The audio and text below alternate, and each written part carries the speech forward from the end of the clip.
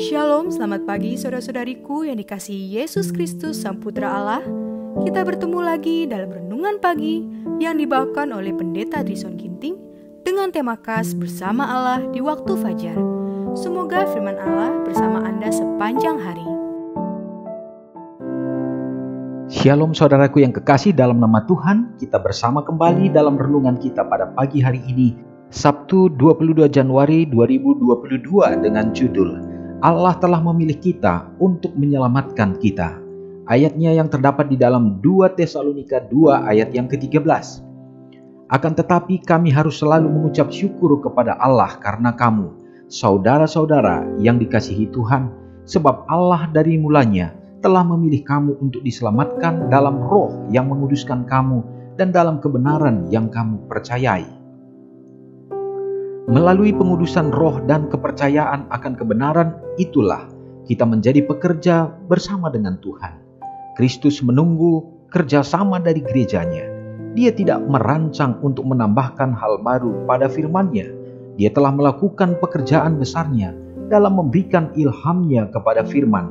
Darah Yesus Kristus, Roh Kudus, firman Allah adalah milik kita. Tujuan dari semua penyediaan surga ini ada di hadapan kita, keselamatan jiwa-jiwa yang untuknya Kristus telah mati dan bergantung ada pada kita, agar kita berpegang pada janji-janji yang telah Tuhan berikan dan menjadi pekerja bersama-sama dengan Dia. Agen ilahi dan manusia harus bekerja sama dalam pekerjaannya.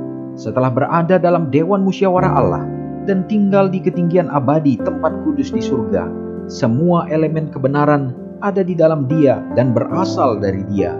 Dia bersatu dengan Tuhan.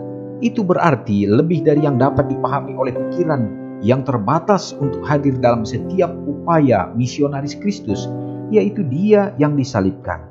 Kristus bangkit dari kematian. Kristus naik ke tempat yang tinggi sebagai pengantara kita. Inilah ilmu keselamatan yang perlu kita pelajari dan ajarkan. Dalam usahanya untuk mencapai cita-cita Allah baginya, orang Kristen jangan pernah putus asa. Kesempurnaan akhlak dan rohani oleh rahmat dan kuasa Kristus dijanjikan kepada semua orang. Yesus adalah sumber kuasa, mata air kehidupan. Ia memimpin kita ke tahta Allah dan menempatkan ke dalam mulut kita suatu doa dengan mana kita dibawa ke dalam hubungan yang langsung dengan Dia. Untuk kepentingan kita, Ia menjalankan segala tenaga yang berkuasa dari surga. Saudara yang kekasih dalam nama Tuhan, poin-poin yang penting dalam perenungan kita pada saat ini, bahwa Allah telah memilih kita untuk diselamatkan. Penentuan Allah bagi saudara dan saya bukan untuk menjadi binasa, tetapi Allah sudah menentukan kita untuk selamat. Meskipun kita memiliki hak pilih, tetapi undangan Allah berguna dan berlangsung bagi kita hingga pada saat ini. Saudaraku, itulah yang menjadi tujuan daripada Yesus hadir di dunia ini. Hidup menjadi teladan rohani dan juga mati untuk menebus dosa-dosa kita. Dan Dia bangkit untuk menjadi pengharapan bagi kita.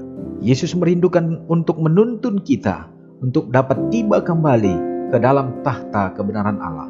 Semoga kita dapat menyadari dan bersyukur senantiasa atas segenap karya dan juga rancangan Tuhan bagi saudara dan saya adalah merupakan rancangan keselamatan. Mari kita berjalan bersama dengan Dia. Kita sama-sama berdoa. Maha besar Allah Bapa yang bertahta dalam kerajaan surga, terpujilah Engkau untuk segenap kebesaran-Mu dan kasih-Mu bagi umat-umat-Mu manusia yang jatuh ke dalam dosa, tetapi Tuhan panggil dan memberikan pengharapan untuk memperoleh kembali kehidupan yang kekal. Semoga pekabaran ini dapat menyadarkan kami untuk dapat senantiasa bersyukur atas semua kasih Tuhan yang sungguh luar biasa. Tuhan, terima kasih.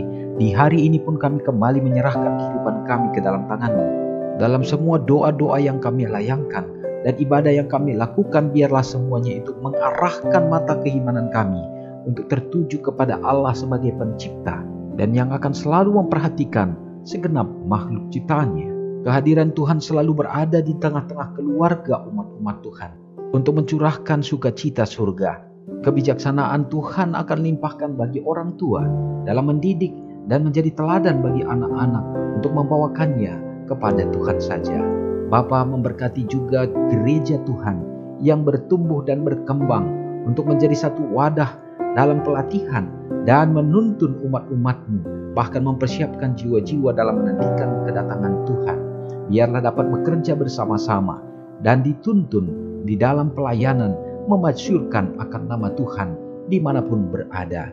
Bagi umat-umat Tuhan yang berada dalam keadaan lemah iman, Tuhanlah kiranya melalui lawatan-Mu menguatkan mereka untuk tetap setia.